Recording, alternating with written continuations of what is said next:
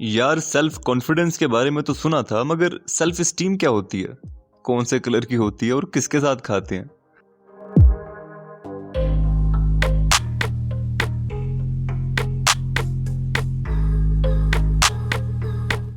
Self esteem को अगर simply समझा जाए, वो ये कि एक इंसान की अपनी नज़र में क्या वर्थ है, क्या वैल्यू है, और वो खुद पे कितना ट्रस्ट करता है।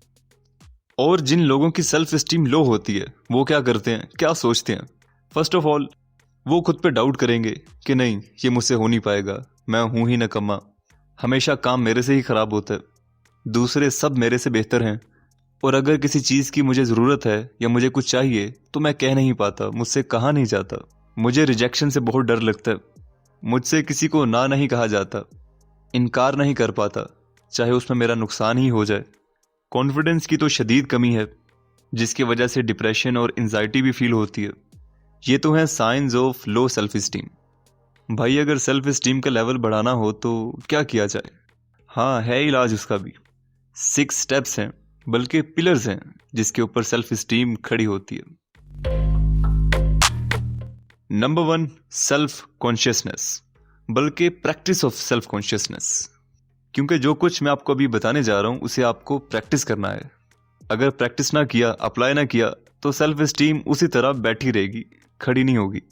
सेल्फ कॉन्शियसनेस या इसे सेल्फ अवेयरनेस भी कहा जा सकता है, कि जो कुछ भी आप कर रहे हैं या सोच रहे हैं, और क्या आप फील कर रहे हैं, और आपका उस पर बिहेवियर क्या है, इन सब चीज़ों से आप फुली अवेयर हों। आपके जहन में एक ऐसी आंख होनी चाहिए जो आपकी बाहर वाली आंखों पर भी नज़र रखे। ऐसा ना किया करें कि आप सोच कुछ और रहे हैं और आपके हाथ कुछ और कर रहे हैं, और ऐसे करते करते जब कभी नुकसान हो जाता है या कोई गड़बड़ हो जाती है, फिर हम कहते हैं, ओहो हो, ये क्या हो गया, मुझे पता ही नहीं चला, मेरा माइंड कहीं और गया हुआ था। अगर माइंड, जहन कहीं जाना चाह रहा है, कुछ सोचना चाह रहा है, या आप कुछ सोचना चाह रहे हैं, तो पहले आराम से बैठकर वो सोच लें, उस पर गौर व फिक्र करें और अपने काम छोड़ दें, ताकि एक काम तो ठीक से हो पाए। सेल्फ अवेयरनेस या सेल्फ कॉन्शियसनेस को अगर आप अपनी लाइफ का हिस्सा बना लें, तो आपको वैसे ही एक अच्छे बच्चे वाली फीलिंग आने लगती है, क्योंकि आपको फील होने लगता है कि हाँ, आप कुछ अब ऐसा कर रहे हो जो मोस्टली लोग नहीं करते, जाने में या अनजाने में। क्योंकि अगर देखा जाए तो हम अपनी लाइफ एक मैकेनिकल वे में स्पेंड कर रहे हैं। एवरीडे लाइफ के हमारे जो टास्क होते हैं या चोर्स होते हैं, उनके बारे में हमें ज़्यादा सोचना नहीं पड़ता। लेकिन अगर उस मैकेनिकल रूटीन के दौरान कभी हमें कुछ ऐसा काम करना पड़ जाए कि जिसमें हमारी मेंटली प्रेजेंस भी रिक्वायर है, तो उस काम में हम चूक जाते हैं, गलती कर देते हैं, या काम ही खराब कर देते हैं। एनी हाउ, मगर अब से आपने सेल्फ कॉन्शियस रहा करना है। फिर बताइएगा कैसा फील किया आपने, स्पेशली अपने बारे में। Number 2, practice of self acceptance. खुद को एज इट इज़ मान लेना, कबूल कर लेना। कहने में कुछ आसान है, लेकिन करने में थोड़ा मुश्किल है। एक्चुअली प्रॉब्लम तब आती है जब हम खुद को जैसे हम हैं वैसे ही, और हमारे से जुड़ी जितनी चीज़ें हैं उनसे भाग रहे होते हैं, कि अगर मैं ऐसा हूं तो मैं क्यों हूं, मेरी ये चीज़ ऐसी क्यों है, मेरा नाक चपटा क्यों है, मेरे बाल सफ़ेद क्यों हैं, चाहे अभी नहीं है लेकिन हो तो जाएंगे, मेरा रंग सांवला क्यों है, नहीं होना चाहिए, क्यों है, मुझे नहीं पसंद, नहीं होना चाहिए था। जिनका रंग गोरा होता है वो कितने खुश होते हैं, कितना एंजॉय करते हैं। मैं अपनी लाइफ में कभी खुश नहीं हो सकता, सिर्फ इस वजह से कि मेरा रंग गोरा नहीं है। सेल्फ एक्सेप्टेंस का मतलब है कि आप जैसे हो, जो कुछ आपके पास है, जो आपको मिला, जो कि आप चेंज नहीं कर सकते नेचुरली, उसे आप एक्सेप्ट कर लो, कबूल कर लो। कबूल है, कबूल है, कबूल है। अब इसका यह भी मतलब नहीं कि जिस चीज़ को आपको एक्सेप्ट करना है, जिसको मानना है, उसको पसंद भी करना है, या उस पर खुश होना है, या उसकी तारीफें करनी है, कि देखो मेरा चपटा नाक कितना प्यारा लग रहा है ना, चाइनीज़ की तरह बिल्कुल। नहीं नहीं, ऐसा भी नहीं करना। इसका मतलब है कि आपने फैक्ट को मान लेना है।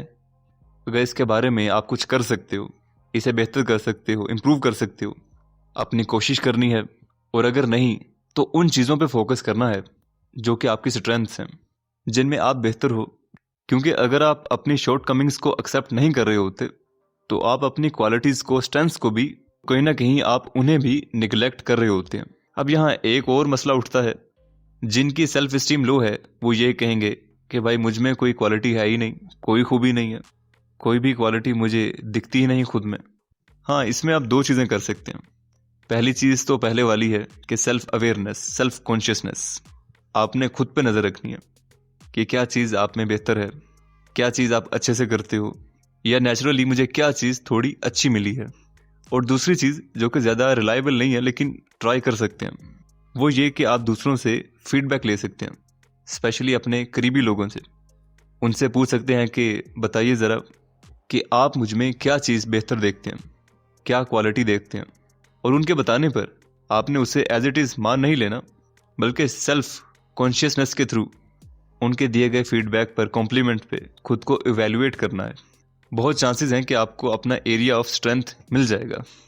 और लास्ट पर, अगर आपको अपनी किसी कमी या शॉर्ट कमिंग को मानने में, एक्सेप्ट करने में मुश्किल हो रही है, तो ज़रा गौर से सुनिए। यानी कि आप नहीं मानते कि आप में ये कमी है। क्लियर? तो इस चीज़ को मानने की कोशिश कीजिए कि आप नहीं मानते कि आप में ये कमी है।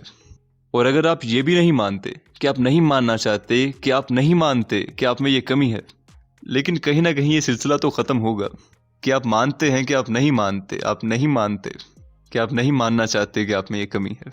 सुनने में ये चीज़ फनी है, लेकिन ये आपके मानने का रास्ता क्लियर कर देगा। एक्सेप्टेंस का आगाज़ तो कहीं से हो जाएगा। Number 3, the practice of self responsibility. Generally यही देखा गया है कि वो लोग कि जो मोस्टली दूसरों पे डिपेंड करते हैं, दूसरों पे रिलाई करते हैं, उन कामों में भी जो वो खुद कर सकते हैं, उनकी सेल्फ इस्टीम कुछ लो होती है।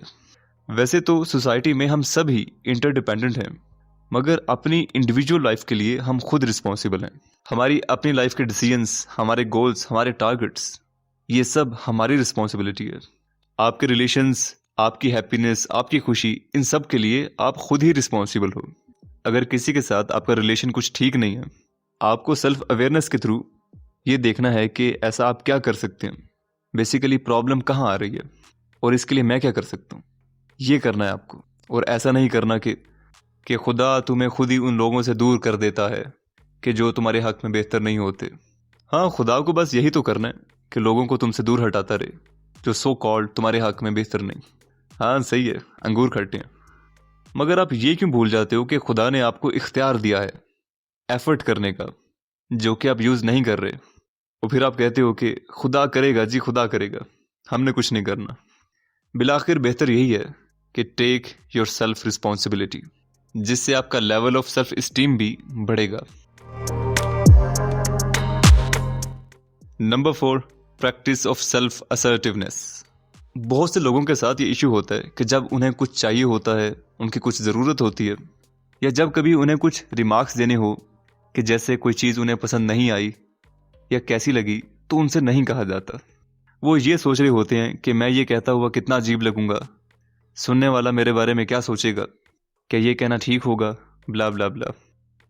सेल्फ असर्टिवनेस यही कहती है कि जहाँ कभी कुछ आपको कहना हो, कुछ क्लेम करना हो, तो वहाँ अपनी वैल्यूज़ या नीड्स पे कॉम्प्रोमाइज़ नहीं करना, बल्कि हिम्मत करके बोल्डली कह देना। इनिशियली आपको थोड़ी घबराहट होगी, मगर उसके बाद आपको अच्छा फील होगा, कॉन्फिडेंट आप फील करोगे कि हाँ मैंने कह दिया। अगर कहीं कुछ आपके साथ अनफेयर है, ठीक नहीं हुआ, फॉर एग्जाम्पल शॉपकीपर ने चार्ज ज़्यादा किया मगर चीज़ कम थी, वहाँ आपने हिम्मत करके कह देना है, कम्युनिकेट करना है। और इसका ये मतलब नहीं कि आपने लड़ाई करनी है। सच एज किसी कंपनी ने अगर आपको अच्छी सर्विस प्रोवाइड नहीं की, तो आपने उन्हें कंस्ट्रक्टिव फीडबैक देना, अपना गुस्सा नहीं निकालना, भड़ास नहीं निकालनी, क्योंकि अग्रेसिव बिहेवियर असर्टिव बिहेवियर नहीं है, और अग्रेशन से हमेशा मामला उलझ जाते हैं, सॉल्व नहीं होते। Number 5, practice of living purposefully. Imagine कीजिए आप एक प्लेन के पायलट हैं और ये प्लेन हाईजैक्ड है। हाईजैकर कॉकपिट में आके आपकी कनपटी पे गन लगाता है और कहता है जब तक हम ना कहें तुम फ्लाइट की डायरेक्शन चेंज नहीं करोगे, और कहीं पर भी कभी भी हम लैंड करने के लिए तुम्हें कह सकते हैं। एक ये फ्लाइट है जिसके पायलट आप हैं, और एक दूसरी जो न्यूयॉर्क से वाशिंगटन तक जा रही है। उसका पायलट सेफ एंड साउंड है, उसे मालूम है कहाँ जाना है, उसका पर्पस, गोल और टारगेट क्लियर है। अब सोचिए आपकी सेल्फ इस्टीम में, आपके कॉन्फिडेंस में और उस पायलट की सेल्फ इस्टीम में कितना डिफरेंस होगा। लाइफ में बड़े गोल्स, पर्पस तो ऑलमोस्ट सभी बना लेते हैं, मगर उन तक पहुंचने के लिए जो काम आप कर रहे हैं वो भी आप पर्पसफुली करें। आपके छोटे छोटे बेबी स्टेप ही आपको उस तरफ ले जाते हैं।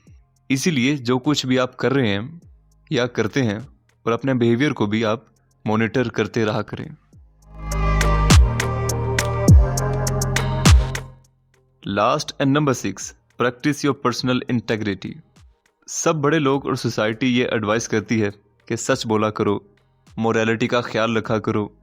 ये सब तो ठीक है, मगर इससे भी ज़्यादा सेल्फ इस्टीम के लिए जो ज़रूरी है वो ये कि आप खुद से कितना सच बोलते हैं। आप खुद से जो कमिटमेंट करते हैं, जो सोचते हैं, जो इरादा करते हैं, क्या उस पर पूरा उतरते हैं या बार बार खुद से झूठ बोलते चले जाते हैं, खुद से किए गए प्रॉमिसेस तोड़ देते हैं। ये चीज़ भी हमारी अपनी नज़र में हमारी वर्थ को कम करती है।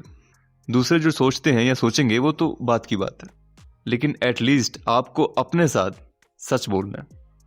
ये थे 6 pillars of self esteem by Nathaniel Brandon.